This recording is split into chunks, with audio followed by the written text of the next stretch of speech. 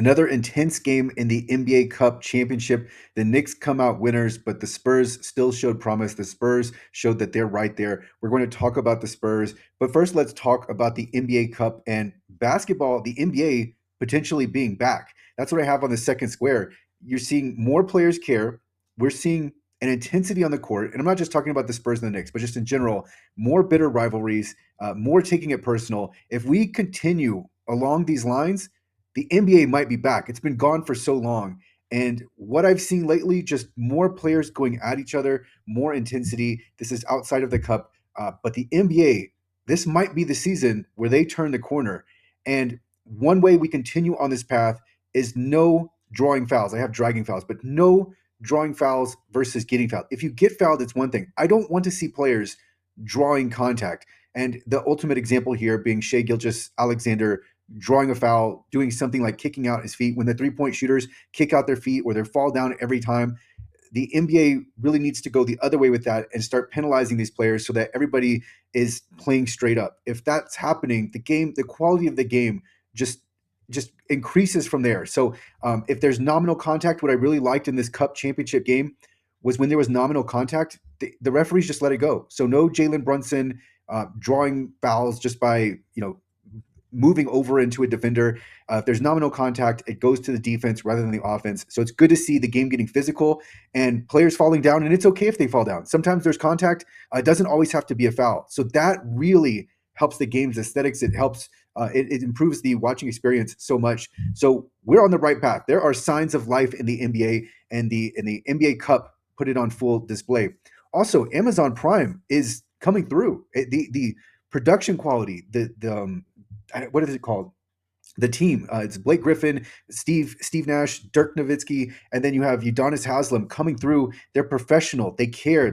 You're getting real insight, and we haven't had this for so long. We're used to the dumpster fire that was inside the NBA, and I say that people really like the inside the NBA, and I think there were some parts of it that were great. I think it was just that they were okay with going off script. They were okay with just making fun of something or going in on something, and they really went on the humorous side, but that was too often the case. They didn't have the right mix, and so we had gone so long without serious NBA commentary. It's good to see how serious this panel takes it, and I think Blake Griffin provides a lot of good insight, and there's just I really like their perspectives. I like how serious they take the game. It's really professionally run, and after so long of watching the inside the NBA, it's such a nice change. So Amazon Prime is running the show right. The only problem I have with Amazon Prime is when they start taking this overhead pan of the players and of the game going on. Nobody wants that angle. I can't see what's going on. Just show the classic example. There's no reason to get fancy. I don't care if you have a drone. I don't care if you can show me a 45-degree angle from the stand. Don't do it. Just show the classic angle. I can actually watch the game that way. But otherwise, Amazon Prime has looked really, really good. All right, so let's continue on and let's talk about the game. The Spurs were hyper aggressive in this game, and I absolutely love that. So I dislike the hiring of Mitch Johnson. I think he's learning on the job. You can't help it. He's 38. He just turned 39, so he's been learning on the job. But he had the Spurs being aggressive. He had the Spurs running, and he had them attacking. The aggressor is usually going to win out in these games. They didn't this time. But Mitch Johnson is leveraging what the Spurs have, which is youth and athleticism, and I really like their defense. We even saw De'Aaron Fox really getting in on defense, and they created havoc for Jalen Brunson, so much so that he had trouble bringing up the ball. So that was really, really good to see. And the Spurs are right in the mix for title contention, even though they dropped this game, even though there are some flaws we're going to go over. The Spurs are still right there because there's such a talent, and you have this interesting. I don't think it's balanced necessarily, but you have this interesting makeup of Victor, and then you have these three guards that each possess unique qualities, and with those qualities, they are in the top 5% of the NBA. De'Aaron Fox is the quickest guard in the NBA. So the Spurs present a lot of problems for other teams, and we're going to see them advance in the playoffs and really put some contenders to the test. All right, and so we have the De'Aaron Fox clutch theory, but first let's look at the game. And there are a few things I wanted to highlight. This game really was lost with Mitchell Robinson. So he won the game for the Knicks. And if we look at the box score, 18 minutes, 15 rebounds, 10 of those offensive. And this is where I think Mitch Johnson really needed to react because there was a problem. There was a fire, and he was not putting it out. And the fire was Victor Wembanyama was in there, and he had no chance to get these offensive rebounds. Mitchell John uh, Mitchell Robinson just moved him out of the way and got whatever rebound he wanted. And because of that, the Knicks got second and third chances. And from there, the game was really over at that point. So that was the very clear difference in the game. And it stood out. Sometimes you don't always notice these things, but his offensive rebounds and just the rate at rebounding, 15 rebounds in 18 minutes, that's way, way too many. But there's also, we look at the box score, we look at Jalen Brunson, 11 of 27. The guards did their job. I mean, if he's going to put up 27 shots and only going to make 11, that's exactly what you want. Also, they had to play Jalen 41 minutes to get his 25 points. Inefficient, exactly what you'd want. So game plan executed right there. And then for the Knicks side, I think the other difference maker was OG and Anunoby.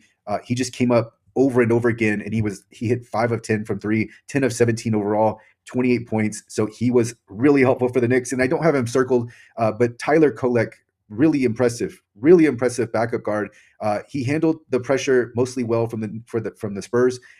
Even though the Spurs did pressure him at times, he just came through. Was a really nice backup, a luxury for the Knicks, and so they've definitely found themselves a nice role player with Tyler Kolek. Looking at the Spurs, one thing I'm surprised it was only four, but Harrison Barnes was just coming up empty on wide open threes. That especially hurt the Spurs. Still finished 4 of 9 overall, but you can't have a guy that's wide open and who you count on. Harrison Barnes has been a really good 3-point shooter this season, and he just comes up empty over 4. And then from there could have been more attempts, but then, if you're Harrison Barnes, and this isn't the first game that he's been shooting empty, we saw that with the Thunder game, he also wasn't hitting there. And so right now his percentage is reverting back to the mean, and we had this 0 of 4, so he probably would have been open to shooting more. But when you have this cold start with the backdrop of the last game, he just didn't continue shooting. So that was a definite problem for the Spurs.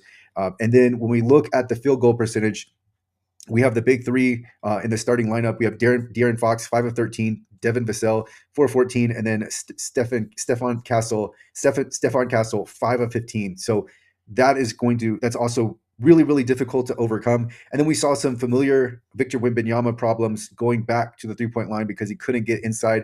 And then one more note on the box score, we have Julian Champagnie at 1 of 4 from 3-pointers. Again, the Spurs need him to hit those 3-pointers. He hasn't been as reliable as Harrison Barnes, but 1 of 4, you would have liked to have seen one more go in, but 1 of 5 overall wasn't really contributing. And note that with Victor Wembanyama, we're at a negative 18, so he didn't make the same impact that he had. And that was because the Knicks, they really did a good job of bottling him up and then forcing him to the outside. Victor did go on a really good string where he was hitting outside shots, hitting two outside threes, but then he came back. So going back to the big board, the De'Aaron Fox clutch theory. So De'Aaron Fox really does, he really can hit shots when the pressure is at its highest. But what I've also noticed is that he constantly turns the ball over, and it happens over and over again. He's so nonchalant. He's careless a lot of the times. And we see this coming through here. How many turnovers did he have today? Looking at the box score, did he have any turnovers? Oh yeah. So he was at 5 turnovers today, and he just gets so careless with the ball. And I think his nonchalance carries throughout the game. So he's clutch. I just don't think he feels it. And it comes through. He also doesn't feel the pressure when he's about to turn over the ball. And then he does. And then it takes the Spurs offense so out of sync. I've seen him. He just loses balls that he doesn't need to, but it looks like he's not paying attention enough he's just not aware enough. And so this has been a problem all season long.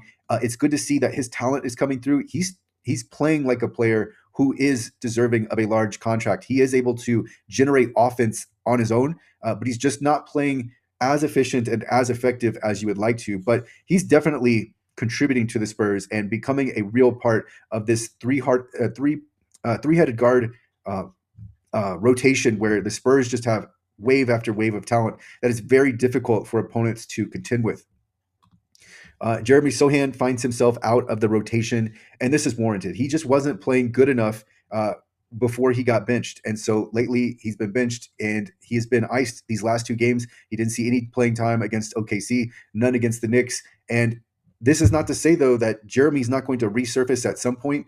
I hope he's able to stay on the team because he's a really good Swiss Army knife. When he is at his peak, he is a player that is a unique star in the NBA. But we haven't seen him reach that, and we need better defense. So when he's playing better defensively, more starts to open up for him. But his offense, he's still so unpolished on offense. You can see him; he'll hit threes every now and then. It's just not consistent enough. He's not reliable enough, and so that's going to take him out of the rotation against better teams. Victor Wembanyama still has some problems. He's playing better this season. We see signs of otherworldliness, but other times everything starts to fall apart. And we saw a few traces of this with the Knicks. I saw one fast break where Victor starts bringing it up. Whenever he starts bringing it up, uh, there's concern right there because he typically gets out of control and he wants his dribbling to be more than it is, and it's just not there. And it's not that he can't dribble; it's just that he can't dribble when the defense is there, especially when he's not going up against a center. And when he's bringing the ball up, it really he gets out of control too quickly. And I think part of it is he's trying to go beyond his frame. There's a limit just because of his size and how much coordination he's able to have with being 7'5". And you just see this on fast breaks when he's bringing the ball up. I guarantee if you run the stats on this, it's just a bad proposition when Victor is going to race towards the basket. Every now and then he'll come up with a highlight, but all too often it ends up with the Spurs turning the ball over. Similarly, he can't dribble from the perimeter. This has been proven over and over again. But every now and then, he'll like to go against a center, start dribbling with him, and he can do it. But if he's going to dribble with them, it's usually going to be a step back and not going to the basket. He really shouldn't be dribbling into from the 3 point line into the paint because there's just too much of a likelihood that he's going to turn it over. And the Spurs have not found a consistent way to get him closer to the basket. But that is one reason why I like the ultra aggressive defense because that enables the Spurs to get turnovers, get on the fast break, and that's where Victor's going to be in space, and that's where we're going to see him score the ball easier. And that's what the Spurs need. They need Victor to score easier. I really liked the free throw line extended jumper. That looked good from Victor today. So he can hit that. The 3 pointers, though, it's always a bad sign when he gets too eager to shoot the 3 pointers. He's balanced that off this season, but we still saw in this game he started to gravitate towards the 3 point line, and he especially starts to do that when he hits one or two outside shots. He starts to build that confidence, and then he starts to go to the 3 pointer. I like him shooting threes every now and then, but what you saw in this game is that the 3 pointers they don't always fall, even if everything is lined up. His shot did look good; it just didn't fall. But the dunks are going to fall most of the time, right? The layups are going to go in most of the time, a high percentage. Those are easier buckets. That's what I want to see more of. If he can start to go through that last line of defense, that's where the Spurs are really going to open up. So still some problems on Victor's side. The Spurs aren't there yet. The OKC win was big, but this team makes mistakes if you're able to play against their strengths and play and force them towards their weaknesses, especially Victor. He can get out of control at times, and sometimes we see some hero ball from him. Not that that should be off limits to him, but sometimes it works against them, and it'd be better if they were more in control of their offense than they are. It's free flowing, and I think sometimes it's free flowing to their detriment because they have so many young players, and then sometimes they're not on the same page as each other. Keldon Johnson has been amazing this year. I mean, they need to retain Keldon Johnson. He's the X factor for the Spurs, sixth man of the year contender. He's so good. He's like he has the ability to turn into a star in a way. And he's so rugged. He's athletic. If his 3 pointers get better, that's going to take his game to another level. But he is athletic, burly, strong, could get to the basket, score on against contact, score against physical play. He can play against bigger players. He's been so good for the Spurs this year. And then, so the Spurs are very concerned about Victor getting injured, understandably so. We saw them hold him out. We saw in these last two games in the NBA Cup limiting his minutes. But if you're really concerned about him being injured, do not march him out there against bulky centers. Mitchell Robinson being a prime example, although he looks like he's slimmed down. But when you see Jock Landale, when you see Joel Embiid, maybe Alpi Shangun to a degree, and other bulky centers, don't match him up against them because he doesn't have that frame. So he shouldn't be playing against the bulky centers around the basket. That's just an injury risk. He's going to get wear and tear. He's going to get beaten up. That's not the route you want to go. Play him at the 4, Put Luke Cornett at the 5. Have someone else absorb all of those blows. You don't need Victor down there battling. That's not his body type. His body type is not to go down there and try to out wrestle some of these bigger, bulkier centers. So that should never be the case. And we saw that with him against Mitchell Robinson. And Mitchell Robinson won that battle every time. Not that Mitchell Robinson isn't beating other centers anyway, but with a guy like Mitchell Robinson, he was just pushing him around. And Victor's 7'5". I mean, this is just at some point, this is just physics. Like, he's not going to be able to contend with a center that's like, say, 6'10", has got some weight on them. It's going to be difficult because he's too lengthy. He's too drawn out. He just doesn't have that concentration of mass, and so he is going to get pushed around. That's not a flaw for Victor. That's just a characteristic. So you have to adjust to that. And I don't want to see him going against other bulky centers. Not other. I don't want to see him going against bulky centers. He got beat up in his first 2 seasons. He definitely has taken a pounding from some other centers, and that's because the Spurs inappropriately have him playing center at times where he really shouldn't be. So that is the injury risk that I'd be concerned with. It wouldn't be trying to draw him out to make sure that he has absolutely 100% before he ever returns from, let's say, a calf strain. I would be more concerned with him going down there and wrestling against some of these bulky physical centers. And then the last point here is Devin Vassell. Devin Vassell can look really good and he can look really bad. And if the Spurs get consistency out of him, they're going to go up zero point 0.5 levels. He really, you see laces, threads of stardom with Devin Vassell. He's got a high release. When he's shooting good, he can hit any shot. He's super athletic. Now, when he's defending better, when he's more aggressive with his defense, it now makes him a formidable defensive player on the perimeter. But his shooting needs to improve, and the Spurs shooting needs to improve. What do we see over and over again? The Spurs are getting open looks. Part of the reason that the defense is able to collapse so thoroughly on Victor and really contain him and keep him from getting to the basket is the Spurs really aren't consistent when it comes to shooting. Yes, some players can hit shots, but even with Julian Champagnie, we see him more inconsistent. We see him at times hitting shots, at other times not. With Harrison Barnes, usually this season, for the most part, he's been reliable. In the NBA Cup games, we saw that dry up. With Dylan Harper in this last game against the Knicks, he was hitting. What did he hit? I think he was 4 of 4 from 3. Let's see. Dylan Harper, where is he?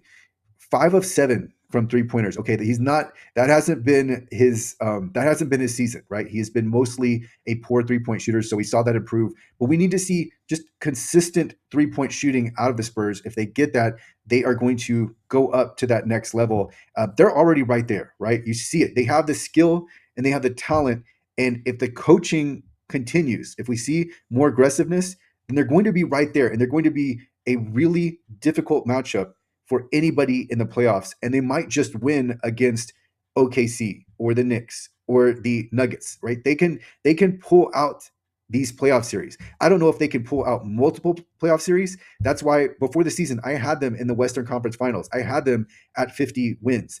But if the Spurs are going to really make a run at the championship, there are a lot of things that need to be addressed. As good as they looked against OKC, as good as they looked when they were going up against the Knicks, there are definite flaws. And so one of them is Devin Vassell. If he shoots better consistently, the Spurs are that's going to take the Spurs up a notch. And then if the rest of the team can improve their shooting, that's what they should be working on, because they get so many open looks. And of course, Victor's drawing in so much attention. So if they can start to hit a higher clip more often, then that's going to open the entire team up. But as it stands right now, they're in the mix. I think they are one of the lower tier contenders, but they are a true contender. They're not a pretender. I wouldn't put them in the Lakers bracket.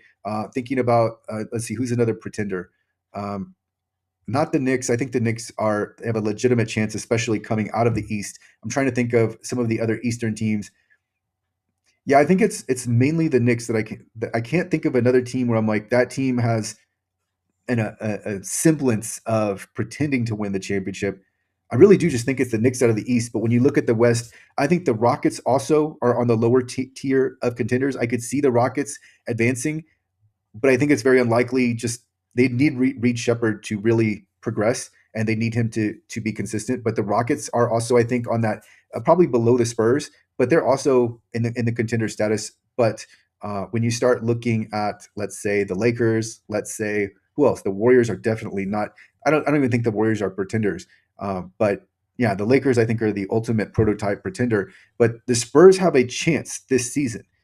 They're already surpassing expectations, but more needs to happen. They need to get more out of this. And so we've gone over so many different ways that they can improve. But this cup was a real this was, first of all, great production by the NBA, great idea. I talked about how the cup is a success in the last video, but this is what we're on the right track for basketball, and not only like looking at the Spurs are on the right track, and then so is the NBA. It's so nice to see this game finally rise up because it's been in a valley for so long. We've watched the lowest quality of basketball game, professional basketball games, players not caring, players sitting out. Uh, the foul drawing has been horrible, and when we look at who started this, it wasn't James Harden, but he was definitely in the beginning, and he took it to an extreme. Now we see Shea taking it to an extreme. But if the referees start making the players work for their points and not giving them the nominal contact, then we're going to see the game become much better. It's so much worse when you just have so many. The contact is given to these players like Luca, like Shea, like I'm not really considering James Harden anymore because the Clippers are they're not anywhere close to being relevant. But Steph Curry, when you look at Steph Curry, what I've noticed, I mean, what you just can't help but notice as you watch him is that his 3 pointers, he's difficult to guard anyway, but he becomes extremely difficult to guard when he's getting the foul calls when he does anything. And so if you watch him and he'll drive and he'll move into the defender, and then the defender gets the foul, and then that in turn makes it that much more difficult to get close to him at the 3 point line because he's always looking for that call. That needs to go because that's not Steph Curry legitimately being able to score on his own accord. That's Steph Curry being able to manipulate the referees so that he can create more distance and then get more open shots so then he can score more. That needs to go away. We need to see the players carry their own points. And if they get fouled, then they get fouled. But what we don't need to see are players that are at the 3 point line, and because a defender gets close to them, they fall down and they get a three, or because they run real fast and then they pull back and then they're able to get a foul like that. We don't need to see that. That's horrible basketball. And that's not the players actually using their talent to score. That's the players manipulating the referees to get their points. We get out of that, we get more into this new golden age of basketball, a renaissance, taking us maybe even further than the peak of the 90s where because we have so much talent around the league where there was never this much talent.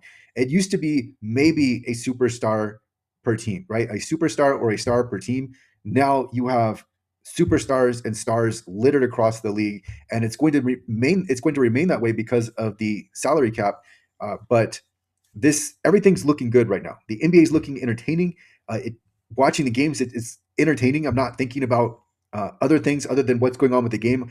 It's making me want to watch the game live, which is even a surprise to myself. But I don't. It's like I want to know what is happening, and so I actually watched this game on recording because I was doing something else beforehand.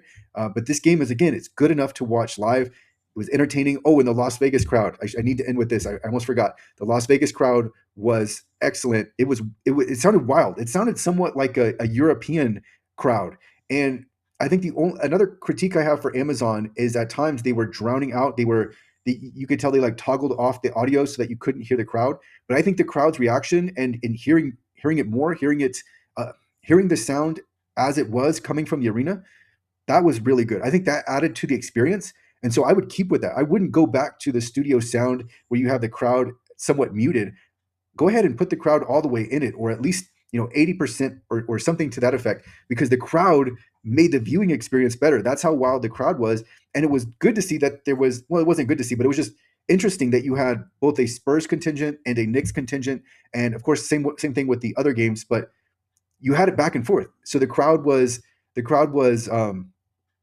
just somewhat wild, but also uncertain. It wasn't necessarily predictable what was going to happen. And I think because the crowd was divided, some of it came across. The audio came across somewhat chaotic, and I think that added to the atmosphere as well. But overall, the NBA Cup does well. The Spurs are looking good. The Knicks looked good on their side. We saw, the Spurs have some obvious flaws, but they can be addressed. The Spurs are going to be a contender this year. This was really entertaining, and there are other ongoings on the court that are very interesting, a lot of subplots, and we're going to be talking more about those. For right now, the Spurs are on the right path and the NBA is on the right path.